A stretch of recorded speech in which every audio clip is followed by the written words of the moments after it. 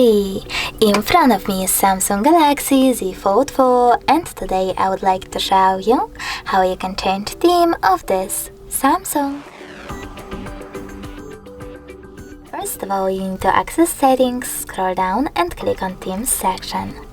Now click on themes at the bottom left corner of this section here. Click on the best one for you, select download and log in into your Samsung account. After that you will be able to select apply over here. Or you can also go back, click on menu at the bottom right corner, click on my stuff here and tap on any theme from here. All your downloaded ones will be available.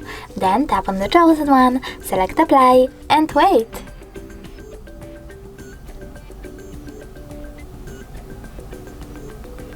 As you can see, my theme was successfully applied.